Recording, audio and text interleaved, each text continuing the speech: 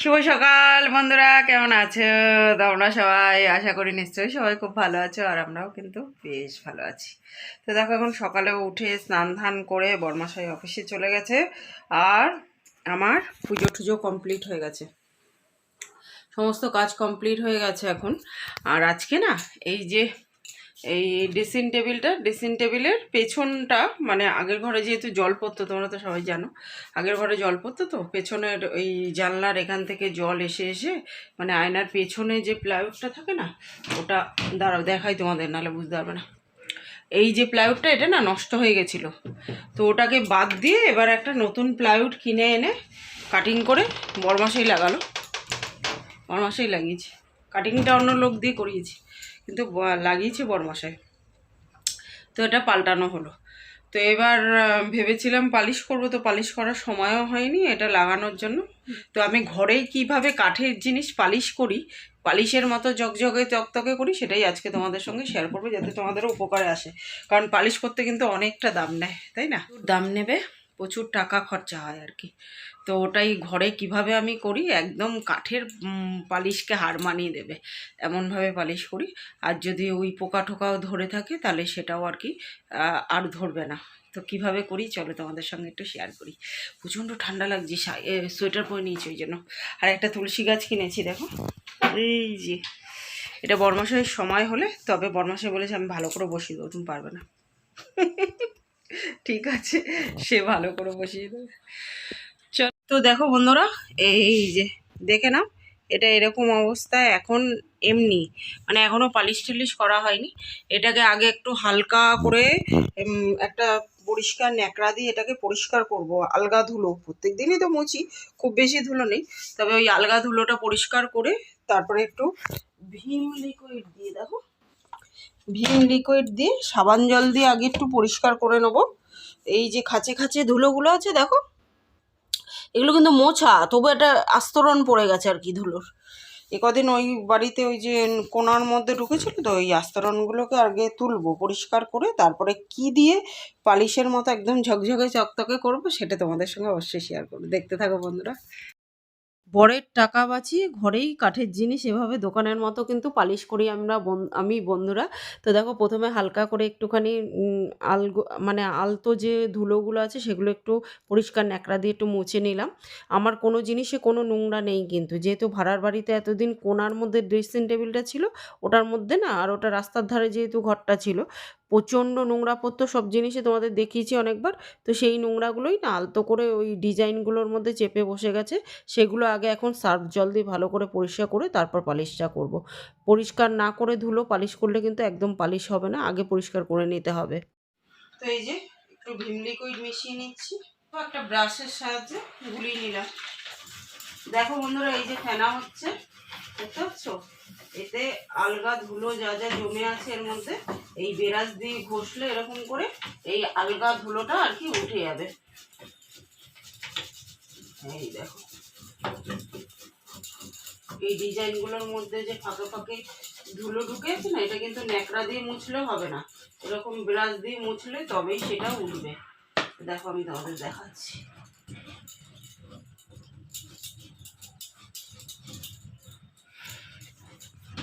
এবার একটা পরিষ্কার ন্যাকড়া দিয়ে এটাকে মুছে নিচ্ছি।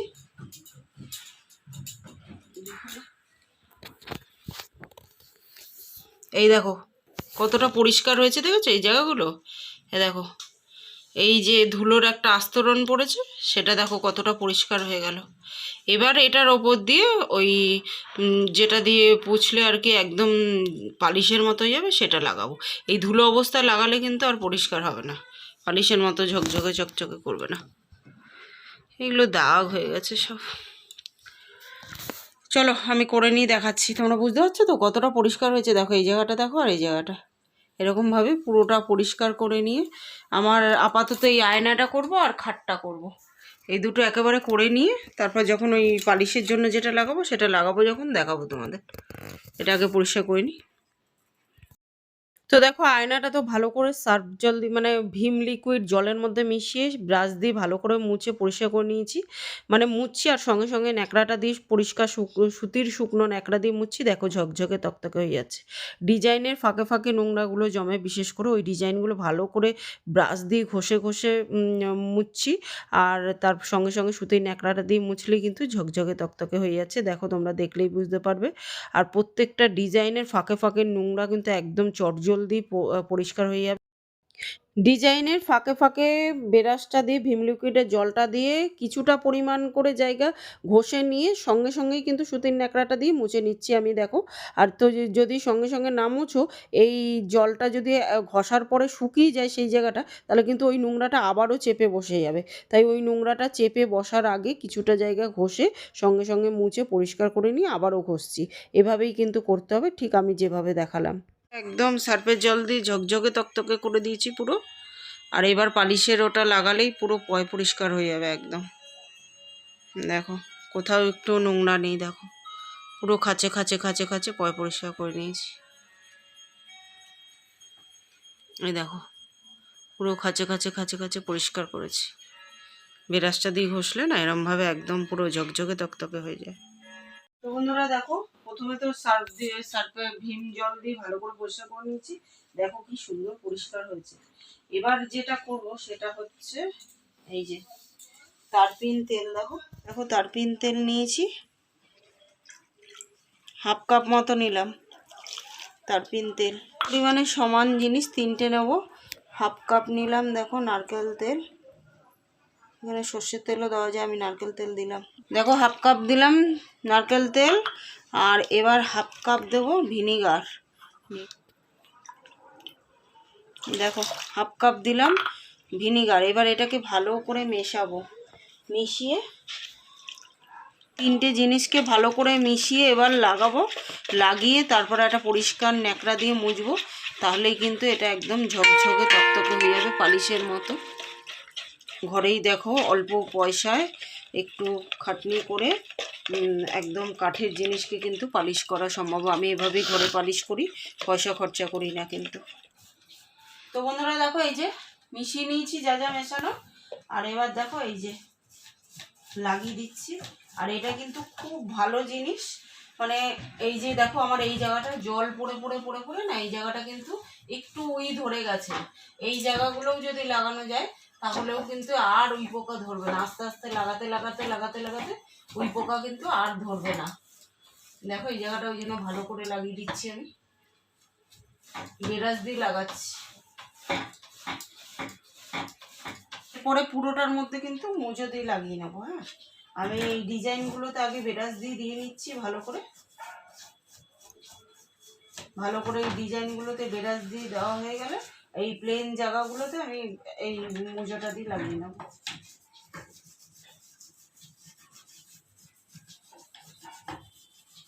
দেখো কি সুন্দর একদম পালিশের মতো কিন্তু হয়ে যাবে। ঘরে বসে কম পয়সায় সুন্দর করে কিন্তু পালিশ করা সম্ভব কাঠের জিনিসকে। অনেক বাইরে পালিশ করতে গেলে অনেক টাকা খরচা হয়, অনেক টাকার দরকার হয়, সেগুলোর কিন্তু দরকার হবে না। দেখো ঘরেই সুন্দর করে পালিশ হয়ে যাবে। আমি যে সব জিনিসগুলো ডিজাইন করা সেগুলোতে আমি ব্রাশটা দিয়ে করছি, আর তারপরে মুজোটা দিয়ে করবো আমি। দেখো মুজো দিয়ে এভাবে লাগিয়ে নেব।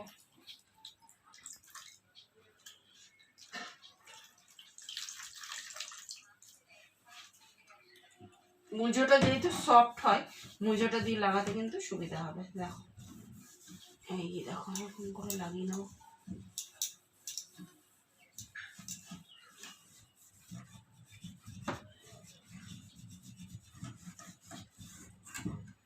মুজোটা দিয়ে কিন্তু চটজলদি লাগানো যাচ্ছে, চটজলদি লাগানো যাচ্ছে মুজোটা দিয়ে।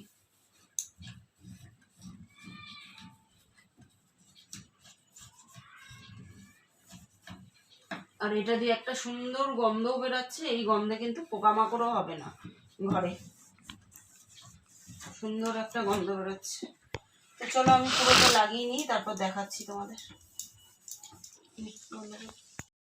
তো দেখো ড্রেসিং টেবিলটা তো লাগানো হয়ে গেছে, আর এবার খাটটাও ভালো করে লাগিয়ে নিচ্ছি। লাগিয়ে কিছুটা টাইম এটাকে শুকাতে দিতে হবে, মানে ওই আধ ঘন্টা মতো একটু শুকাতে দিতে হবে। তারপরে সুতির একটা পরিষ্কার ন্যাকড়া দিয়ে মুছলেই ব্যাস, আলতো করে মুছলে একদম ঝকঝকে তকতকে হয়ে যাবে।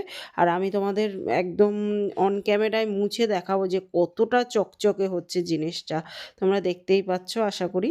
এভাবে কিন্তু অনেক উপকার পেয়েছি, তোমরাও করে দেখো, অনেক দেখো উপকার পাবে। দোকানের মতো লাগছে পুরো, কেউ বলবে যে বাড়িতে করলাম বলো?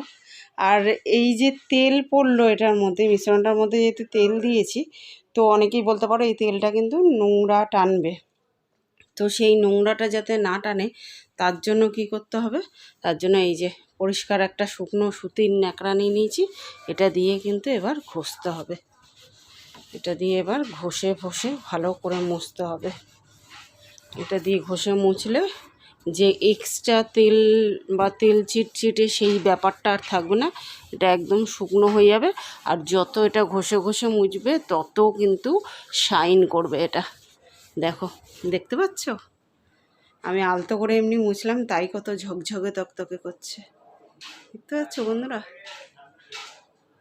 চলো আমি ভালো করে মুছে নিয়ে তারপর দেখাচ্ছি তোমাদের।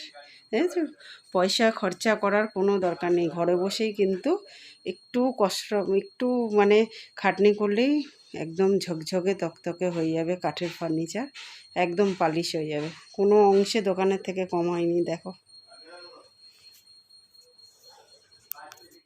দেখো এখন প্রত্যেকটা জায়গায় সুতির ন্যাকড়াটাকে দিয়ে ভালো করে মুছে নিচ্ছি। তো চলো বন্ধুরা, আজকের মতো এই পর্যন্ত, দেখা হবে নেক্সট ব্লগে। ততক্ষণের জন্য সবাই খুব ভালো থেকো, সুস্থ থেকো। আর আমার ভিডিওগুলো ভালো লাগলে অতি অবশ্যই চ্যানেলটাকে সাবস্ক্রাইব করে ভিডিওগুলো লাইক শেয়ার কমেন্ট করে দিও প্লিজ। তো আজকের মতো টাটা এভরিওয়ান, আর আমি মুছে নিয়ে দেখাচ্ছি আবারও। তো বন্ধুরা দেখো একদম ঝকঝকে তকতকে করছে, কেউ বলবে বলো দোকানে পালিশ করিনি? তো তোমরাও কিন্তু কম পয়সায় একটু কষ্ট করে এভাবে ঘরেই কিন্তু পালিশ করে নিতে পারো কাঠের ফার্নিচার। একদম জাস্ট অসাধারণ লাগছে। এত বছরের 15 বছর কমপ্লিট করলো খাট আমার, আমার বিয়ের বয়স খাটের বিয়ের বয়স একই। তো কেউ কিন্তু বলবে না এটা 15 বছরের খাট, একদম নতুন লাগছে। দেখো একদম দারুণ লাগছে দেখতে। ড্রেসিং টেবিলটাও করে নিয়েছি, দেখো একদম ঝকঝকে তকতকে করছে। দেখো ডিজাইনগুলো দেখো, একদম পুরো নতুন লাগছে। দেখো বন্ধুরা, দেখতে পাচ্ছ এই যে ডিজাইনগুলো দেখো, একদম নতুনের মতো লাগছে পুরো। ভেতরগুলোও করে নিয়েছি দেখো, একদম দেখো ঝকঝকে তকতকে করছে। চলো ভেতরটাও দেখাই তোমাদের। এই দেখো একদম কিন্তু ঝকঝকে তকতকে করে দিয়েছি। এ দেখো, বুঝেছ, প্রত্যেকটা তাক কিন্তু ঝকঝক তকতক করছে। প্লাইউডের ওগুলো এখনও শুকায়নি, আর একটু শুকাবে, ওই জন্য দাগ হয়ে রয়েছে। শুকালে দাগটা চলে যাবে। এই যে এখানে আমাদের একটু দাগ হয়ে রয়েছে, শুকালেই দাগটা চলে যাবে। খাটের এ পাশটা দেখো বন্ধুরা, এটাও করে দিলাম। নিচের পোর্শনটা দেখো বন্ধুরা, এটাও করে দিয়েছি খাটের। এটাও কিন্তু একদম ঝকঝকে তকতকে করছে। দেখো, কেউ বলবে বলো দোকানে করিনি পালিশ? দেখো একদম ঝকঝক তকতক করছে, দেখতে পাচ্ছ? দেখো একদম ঝকঝকে তকতকে করে দিয়েছি, একদম কিন্তু ঝকঝক তকতক করছে।